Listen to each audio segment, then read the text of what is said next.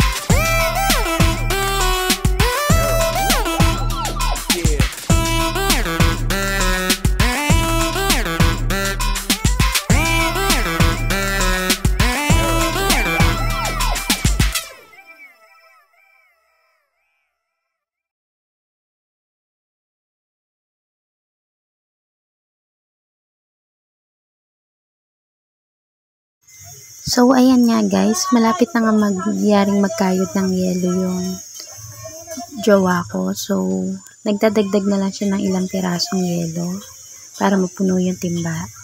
May almost 10 pieces nga pala na yelo yung kinayod niya para mapuno yung isang timba. Pagkayari nga palang mapuno yung timba ay titimplahan na nga pala niya ng Playboy scramble.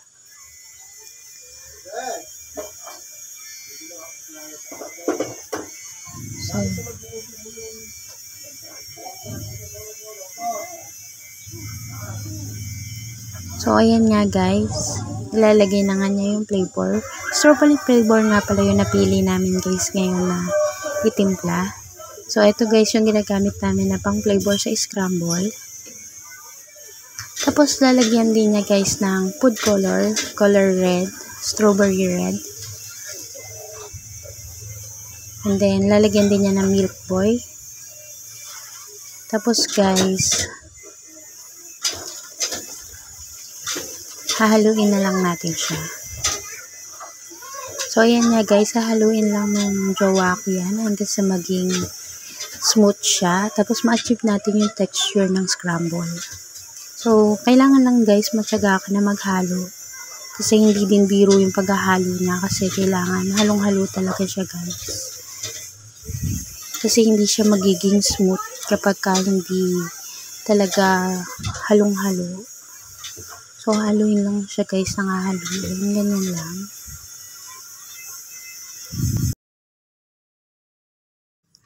So, ayan nga guys, malapit na nga mayaring haluin ng Kuya Jason yun yung scramble. So, iba na din yung texture niya. So, hindi na siya parang yellow. Medyo smooth na siya. Para na talaga siyang scramble. So, pakita ko sa inyo guys. Ito siya. Yan, pink na pink. So, dinagdagan pa nga dyan ng ilang pirasong yelo ng Kuya Jason yun ang scramble natin. So, dadagdagan na lang yan ng ilang pirasong yelo. Tapos, lalagyan na natin ng asukal.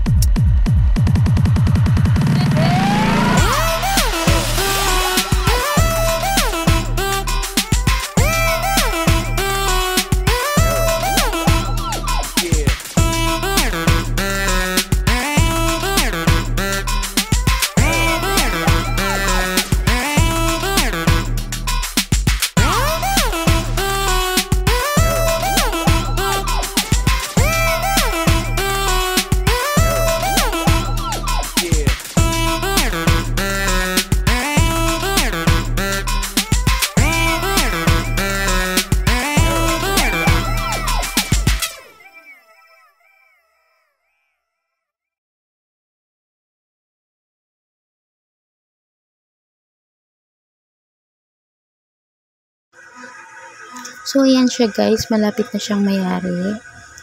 So, ayan yung finished product natin. Ayan. Binaliktad pa nga ng jowa ko. Sana all. So, ayan guys. Papakita namin sa inyo kapag ka nakalagay na siya sa cup. So, ayan. Nilagyan ng chocolate syrup. Tapos yung strawberry flavor nating ice crumble. Ayan. Lagyan uli natin ng chocolate syrup. Siyempre masarap pag maraming chocolate syrup. So, lagyan natin ng gatas.